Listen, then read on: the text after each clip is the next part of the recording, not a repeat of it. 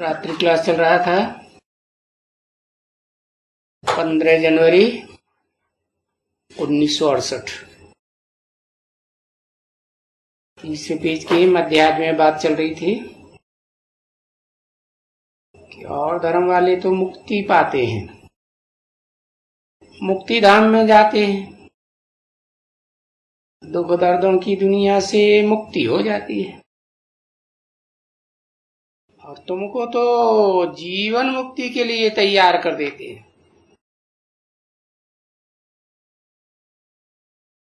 किसको कहा तुमको? उनको नहीं कहा जो सन्मुख नहीं आते हैं, विमुख के विमुख ही रहते हैं, उनके लिए कहा जो सन्मुख आते हैं।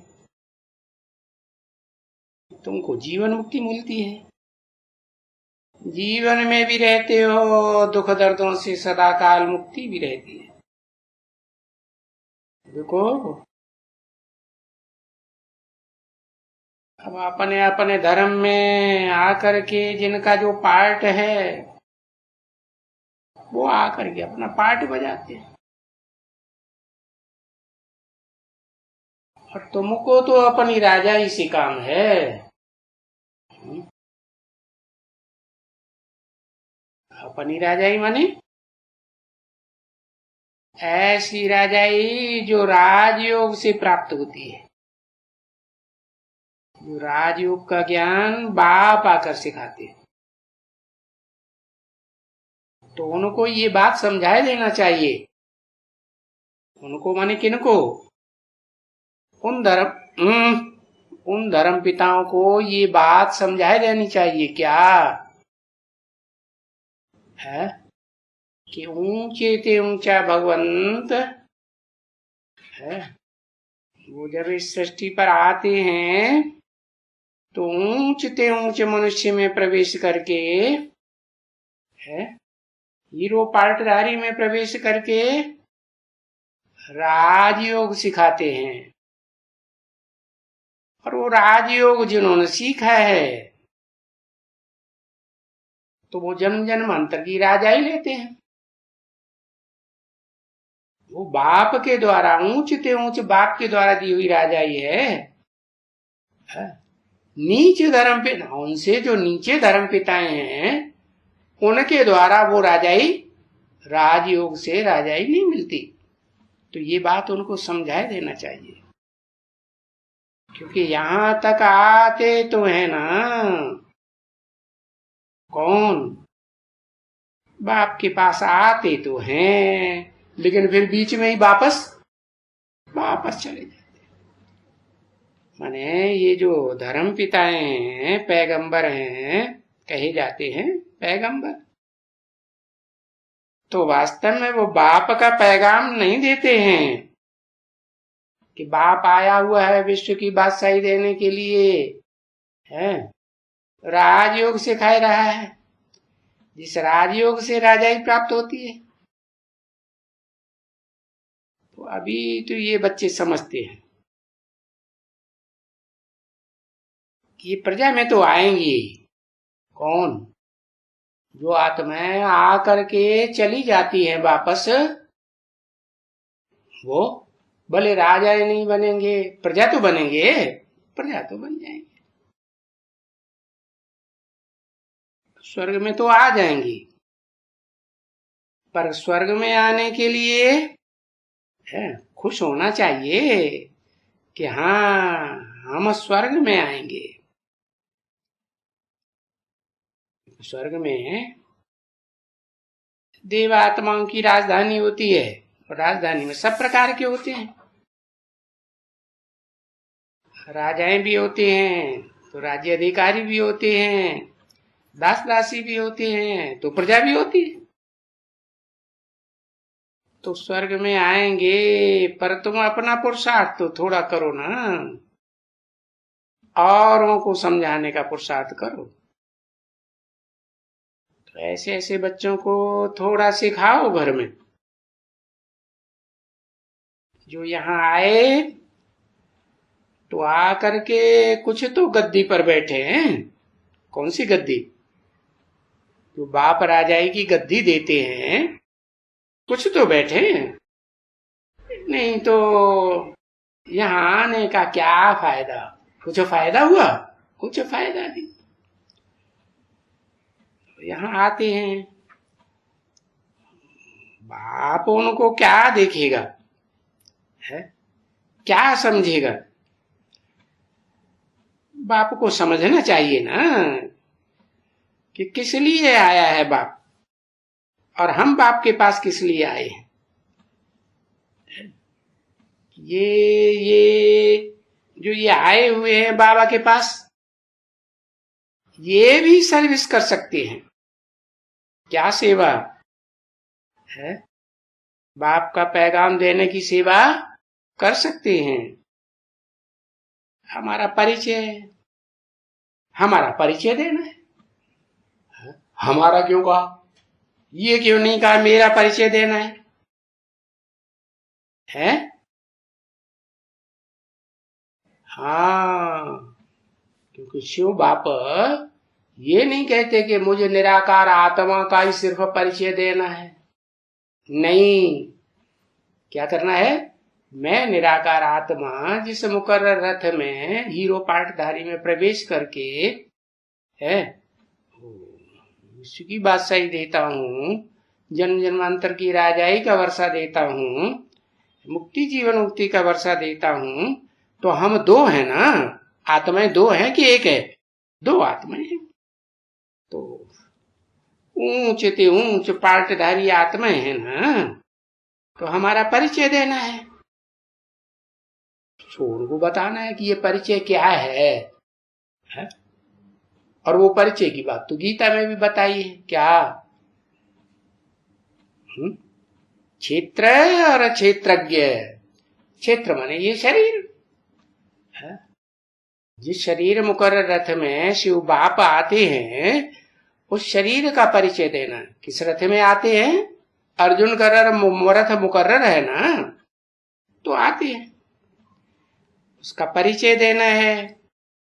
और कौन आते हैं, उनका भी परिचय देना है। तो बेहद का बाप का परिचय देना है ना। दोनों ही बेहद के बाप है।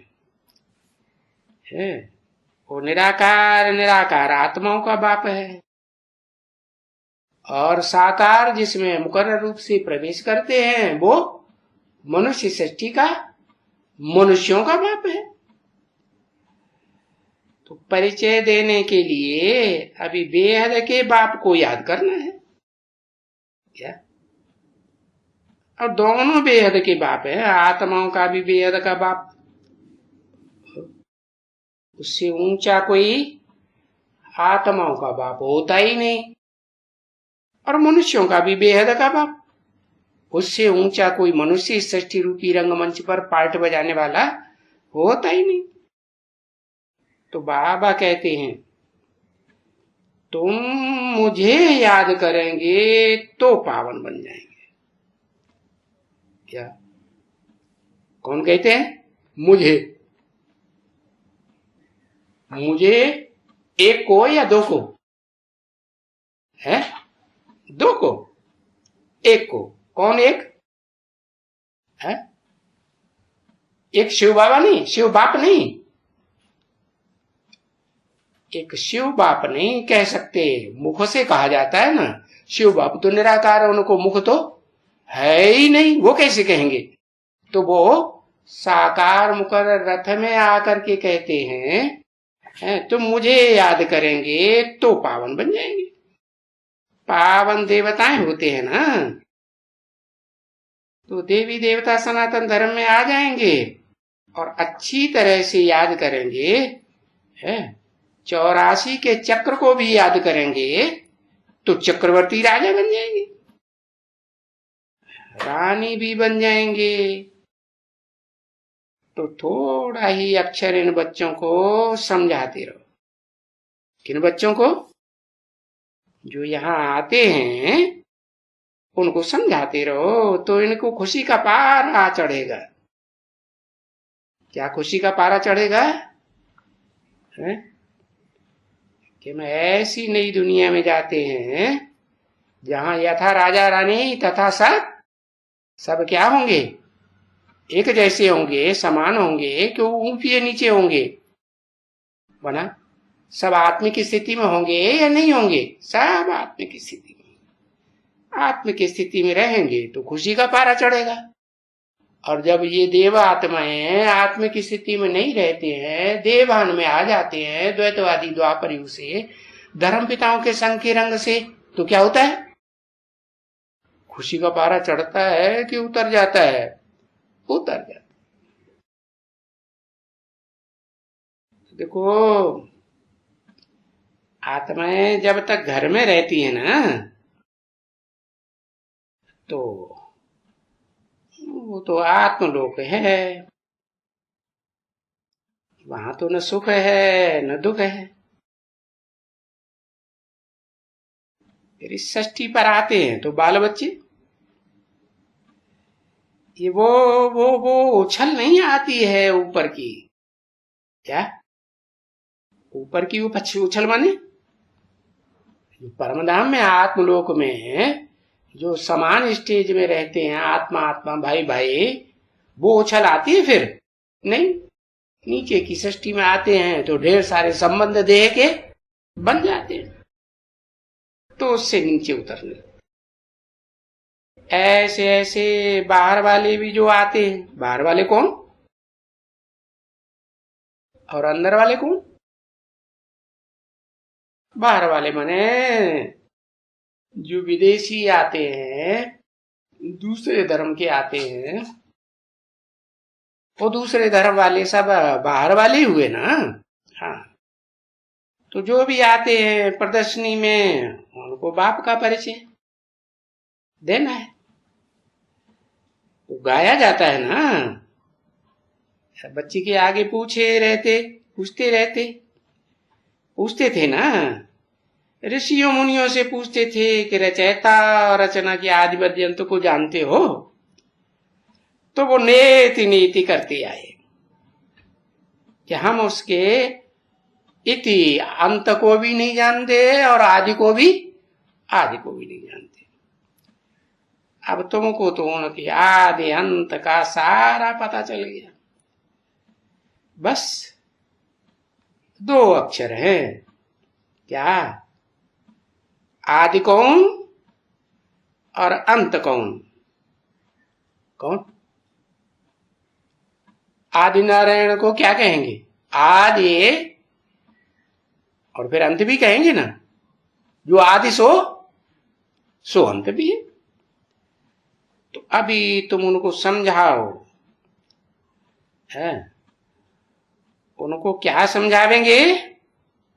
यही समझावेंगे कि तुम जो निराकारवादी हो, निराकार को ही मानते हो कि निराकार ही परमात्मा है, तो वो नास्तिक बन जाते हैं।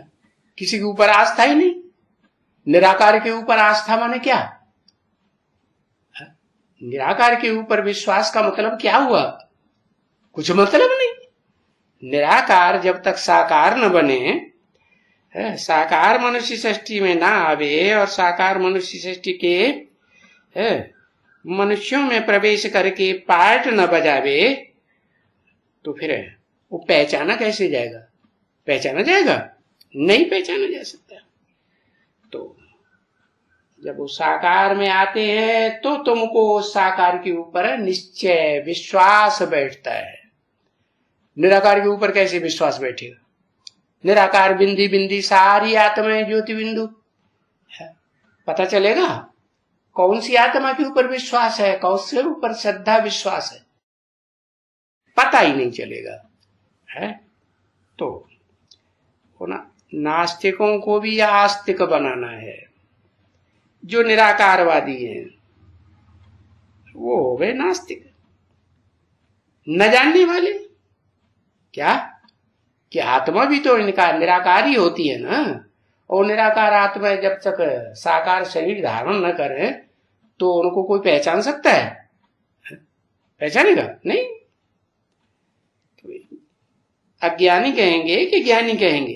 अज्ञानी हुए। और तुम है अभी आस्तिक है। पहले तुम भी नास्तिक थे, नास्तिकों के संग में आकर के नास्तिक बने पड़े, अभी आस्तिक बने हो। अभी तुमने जान लिया ना कि वो निराकार आत्माओं का निराकार बाप इस सृष्टि पर, साकार सृष्टि पर, साकार मनुष्य तन के आगे सामने आकर के प्रवेश करके पाठ बजाता है। तो तुमने जान लिया है, ऊंच ते ऊंच निराकार आत्मा को भी जान लिया, ऊंच ते ऊंच साकार मनुष्य सृष्टि के साकार पाठधारी हीरो पाठधारी को भी जान लिया, तो आस्तिक हो गए। तो उनको भी बोलो, किनको? उन धर्म पिताओं को और उनके फॉलोअर्स को भी बोलो। क्या बोलो? कि वो तुम्हारा बाप है ना, है? तुम साकार और तुम साकार शरीर के अंदर निराकार आत्मा दोनों का मेल है ना, तो तुम्हारा बाप भी कैसा होगा? साकार और निराकार का मेल ही होगा ना, तो तुम्हारा बाप है ना वो। अगर नहीं कहती हो तो फिर नास्तिक है, यानी बेहद के बाप को तुम नहीं जानती हो तो नास्तिक हो जाएंगे, जानते हो तो आस्तिक हो जाएंगे। तो उसको जानने से तुम उनके वारिस बन जाएंगे, न जानने से फिर किसके वारिस बनेंगे? है? ऊंचते ऊंच को नहीं जाना तो नीचे नीचे के वारिस बनेंगे ना। हाँ, नास्तिक है तो वो नास्तिक कैसे बनेंगे? है? कैसे बनते हैं? है? तो साकार और निराकार के भेद को नहीं जानते। निराकार आत्मा साकार के बगैर कैसे कार्य करेगी? तो उनको नास्तिक ही कहा जाता है, जो नहीं जानते, क्योंकि उनका कोई धनी धोरी है ही नहीं इस दुनिया में। तो अभी तुम अपने धनी का, धनी क्या?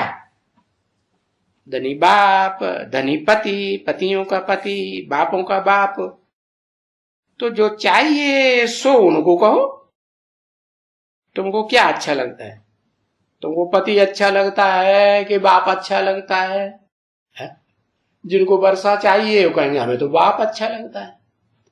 जिनको सुख ही सुख चाहिए तो उनको क्या अच्छा लगता है? उनको पति अच्छा लगता है। तो हम परिचय देते हैं किसका? उसे बेहद के बाप का, उसे बेहद के पतियों के पति का परिचय देते हैं। तो परिचय दियो क्या? हाँ, कोशिश करके अच्छी तरह से परिचय देते रहो बाप का। हाँ, क्योंकि ये परिचय की बात किसी के पास है नहीं ना। है? तुम बच्चों ने परिचय अब जाना है, परिचय मिला है बेहद के बाप का, बेहद के पतियों का, पति का, तो तुम बच्चे ही परिचय दे सकते हो। वो विद्वान पंडित आचार्य ऋषि मुनि सन्यासी क्या करते हैं? वो तो नेति नेति कहते आए, हम उसके आदि मध्य अंत को नहीं जानते हैं। नहीं जानते हैं तो नास्तिक हुए ना। आस्था किसके ऊपर रखेंगे? तो जरूर कहेंगे हाँ हम अभी नास्तिक हैं। तो अभी इनको कहो, किनको? इन सन्यासियों को, है जो नेति नेति करते आए हैं। है? क्या कहो? भाई पूछा गया था, आगे भी ऋषि मुनियों से पूछा गया था, रचयिता और रचना के आदि मध्य अंत का परिचय दो। तो कहते हैं नेति नेति, हम नहीं जानते। अब नहीं जानते हो ना, तो फिर उनको नास्तिक कहते हैं ना। अभी हम तो जानते हैं, सब जानते हैं, रचयिता बाप को भी जानते हैं। है? जो ऊंच ते ऊंच रचयिता बाप है, जिसका रचयिता कोई नहीं, हम उसको भी जानते हैं, और जो उसके नीचे हैं अपने अपने धर्म के फॉलोअर्स के रचयिता, उनको भी हम जानते कि नहीं? उनको भी हम जानते। तो अभी हम सब कुछ जानते हैं, ऊंचते ऊंच से लेकर के और नीचते नीचे तक सबका परिचय हमको है। अरे बाप को जानते हैं, बाप के इस ड्रामा के आदि मध्यंत को जानते हैं, यानी रचयिता को भी जानते हैं, और रचयिता की रचना को, रचना के आदि मध्यंत को भी, ड्यूरेशन को भी जानते हैं कि रचना का लंबे से लंबा जो काल है षष्ठी रूपी रंगमंच पर, वो कितना हो सकता है? कितना है काल? 5000 वर्ष है, तो हम जानते हैं। अरे हम तो अपने 84 के चक्र को भी जानते हैं। 84 के चक्र में कहां कहां कैसे कैसे पार्ट लिए, वो हम जानते हैं, और तुम नहीं जानते हो। तो आओ हम तुमको समझावे। तो ऐसे ऐसे जो वो समझ जावे कि इनको ज्ञान देने वाला तो जरूर फिर कोई ऊंचा है, क्या? उनकी बुद्धि में ये आस्था बैठेगी ना कि ये जिनसे पढ़ाई पढ़ते हैं, जिससे, वो जरूर कोई ऊंचा है। समझे? कोई भी मनुष्य इनको ज्ञान देने वाला है, और सदगति देने वाला वो एक ही है। कौन? एक जिसकी अपनी सदगति हुई होगी, वो ही दूसरों की सदगति करेगा। कि अपनी सदगति नहीं हुई होगी तो दूसरों की करेगा? है? कहते तो है सिख भी सबका सदगति जाता है। तो सदगति तो वो ही कही जाती है कि शरीर में रहे और सुख ही सुख भोगे, दुख न भोगे। तो वो एक ही सदगति दाता है, जिसको कहते हैं ऊंचे ते ऊंचा भगवंत। ऊंचे ते ऊंचा और नीचे ते नीचा, ये किस दुनिया की बात है? आत्मलोक की बात तो हो नहीं सकती है। वहां तो सब आत्मा आत्मा, बाय बाय। लेकिन इस सृष्टि की बात है, यहां ऊंच और नीच का सवाल होता है। तो वो ऊंचे ते ऊंचा का कैसे है? वो ऊंचे ते ऊंचा इसलिए है कि वो जिससे पढ़ाई पढ़ता है, उसके समान बन जाता है, 100% समान। किससे पढ़ाई पढ़ता है? शिव बाबा से पढ़ाई पढ़ता है। शिव बाप से पढ़ाई पढ़ता है। बाप कैसे पढ़ाएगा? बाप तो ज्योति बिंदु आत्मा, आत्माओं का बाप है। फट बदल जाते। अरे टिके रहो ना। ज्ञान बाबा से लेगा कि बाप से लेगा? हाँ, ज्ञान सूर्य जो है, वो तो ऊंचे ऊंचे ज्ञान सूर्य जिसे कहा जाता है, वो तो निराकार है। वो निराकार जब साकार सृष्टि पर आता है तो जिसको भी ज्ञान देता है, जैसे गीता में लिखा है, मैं आता हूं तो मैं किसको ज्ञान देता हूं?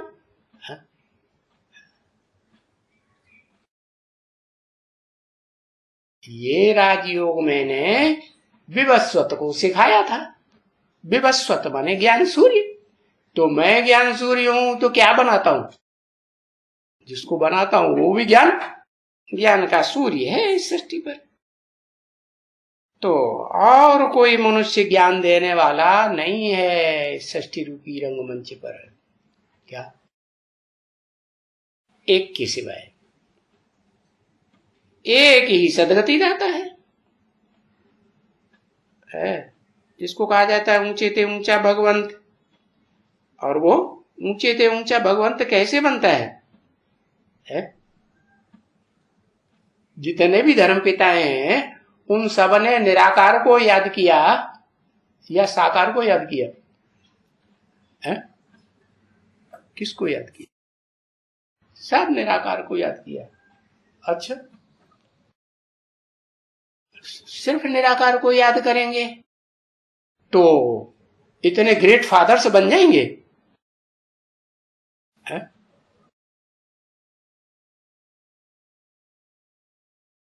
हाँ, ऊंचते ऊंचे है सृष्टि रूपी रंगमंच पर हीरो पार्टधारी, वो पहले तो ये पहचानता है कि सृष्टि रूपी रंगमंच पर जो गीता में लिखा है, इदम शरीरम कौन्तेय क्षेत्रम विद्यविधीयते, हे अर्जुन ये जो तेरा शरीर है वो क्षेत्र है। कौन सा क्षेत्र? धर्म युद्ध का क्षेत्र, सत्य और असत्य का क्षेत्र है। सत्य असत्य में झूठ, झूठ और सच्चे में लड़ाई होती है कि नहीं?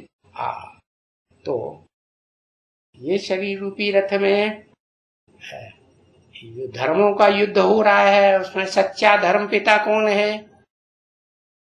धर्म के स्थापन करने वाला अव्वल नंबर होगा ना। तो जो अव्वल नंबर है वो साकारी होगा या निराकारी होगा, या निराकार साकार दोनों का मेल होगा? है? निराकार साकार दोनों का मेल होगा ना, तभी तो अव्वल नंबर कहा जाएगा। दूसरों से टैली किया गया ना। हाँ? मुसलमान कहते भी अल्लाह अव्वल दीन, अल्लाह माने ऊंचे ते ऊंचा, अल्लाह अव्वल दीन ने आकर के ऊंचते ऊंच धर्म स्थापन किया, पैराडाइज स्थापन किया है, जन्नत स्थापन की। मुसलमान भी जन्नत को मानते हैं, है देवताओं के स्थान को, और अंग्रेज लोग भी मानते हैं। तो बहुत सिंपल बातें हैं समझने की और समझाने की, एकदम सिंपल। क्योंकि फिर भी तो बच्चे हैं ना, है बच्चे बच्चा बुद्धि होते हैं, तो उनको सिंपल सिंपल समझाना चाहिए, है या एकदम गहरी गहरी बातें समझाएंगे? हाँ, बाकी बताना है कि बच्चे मौत तो सिर पर सवार है ही सबको, और जल्दी नहीं समझते हैं तो फिर कैसे समझेंगे? है? तो बाप कहते हैं आर से पहले मार। है? आर माने आराई लगाना, उससे पहले मारना शुरू कर देंगे? नहीं, ना अराई लगाएंगे ना मारेंगे, क्या करेंगे? प्यार देंगे। तो बड़े लंबे समय तक आकर के प्यार देते हैं बच्चों को। बच्चे हैं ना आत्मा रूपी शिव बाप के, तो प्यार ही देंगे ना, बहुत प्यार देते हैं। हाँ, कैसे प्यार देते हैं? बिंदी कैसे प्यार देगी? तो कहते हैं जो प्यार का सागर है ना, गहरा है कि उथला है? हाँ, गहरा है ना। ज्ञान की गहराई उसमें बहुत होती है, किसी ने पार पाया उसकी गहराई का। हाँ, तो ऐसा ज्ञान जल का सागर है जिसकी गहराई का पार दुनिया में किसी ने आज तक नहीं पाया कि कितना गहरा है। हाँ, तो फिर बच्चों में सबसे बड़ा बच्चा हुआ ना वो।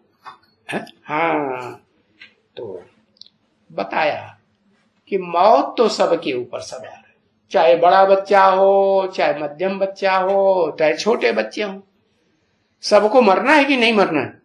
सबको मरना। बड़े बच्चे को मरना है? हाँ, बड़े बच्चे के लिए भी बताया कि जो यहाँ देहवान को छोड़ेंगे, अपन को आत्मा समझेंगे, आत्म की स्मृति में ही रहेंगे निरंतर, तो उनमें भी नंबरवार हैं। जो अव्वल नंबर होगा निरंतर याद करने वाला, तो उसके लिए बताया कि वो बच्चा बुद्धि बना रहेगा उस समय जब निरंतर याद में स्थिर हो जाएगा, कि समझदार हो जाएगा? समझदार हो जाएगा ना। तो बताया मौत तो उसको भी छोड़ेगी नहीं। अब वो बेहद की मौत मरे या हद की मौत मरे। हद की मौत होती है देह से, और बेहद की मौत देह को त्याग दो मन बुद्धि से। तो क्या कहेंगे, बेहद की मौत या हद की मौत? बेहद की मौत।